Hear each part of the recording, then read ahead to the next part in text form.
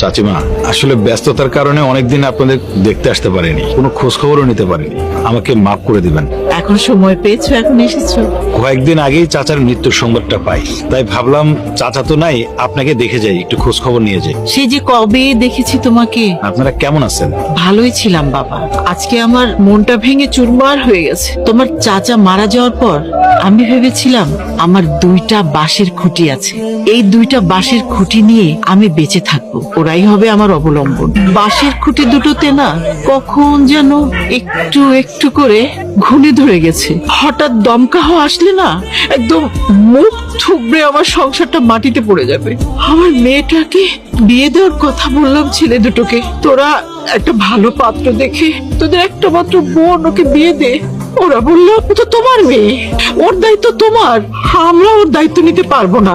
10-20 হাজার টাকা দেবো তোমাকে। আমি কেন ওর সন্তানদের থেকে ভিক্ষা নিব বলো? আমার এই বড় বয়সে আমি আমার এই মেয়েটাকে নিয়ে কোথায় যাব, কি করব? রিয়ার জন্য আপনি ভাববেন না, উপরআল্লাহ চাইলে ও একটা ভালো ছেলে পাবে, একটা অফিসার পাত্র পাবে।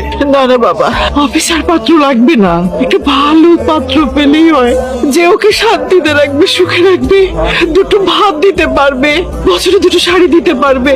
আমার মেয়েটা না অনেক ভালো, জানো, এই সংসারের পুরুষ কাজও করে, অনেক লক্ষ্মী মেয়ে বলে বলছি না বাবা। চাচিমা, আর কিছু বলতে হবে না, আমি তো আপনাদেরকে চিনি। রিয়ার শরীরে তো আপনারই রক্ত বইছে।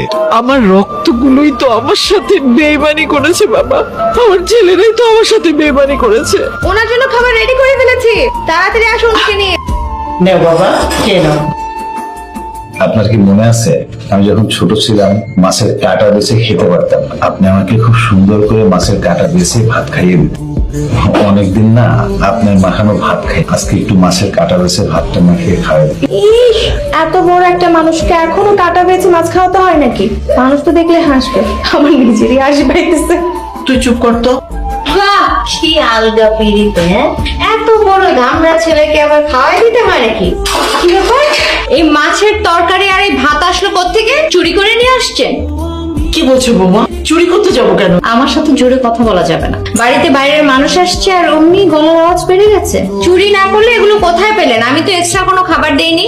আমাদেরকে যে খাবারটা দিয়েছি সেই খাবারটাই ওকে খেতে দিয়েছি। আজকে খাবারটা আমি ভিক্ষা দিয়ে যাচ্ছি, কালকে থেকে আপনাদের 2জনের খাবার একটু কমিয়ে দিব।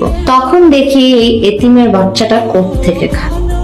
বৌমার কথায় কিছু মনে করো, তুমি কতদিন পরে আমার হাতে ভাত খেতে চেয়েছো। আমি যদি এই খাবারটা খাই তাহলে আপনারা কি খাবেন? আপনারা খাবারটা খেয়ে নিন। তুমি তো আমার সন্তান, তুমি খেলেই আমার খাওয়া হয়ে যাবে। তোমাকে খাওয়াতে পারাটাই মায়ের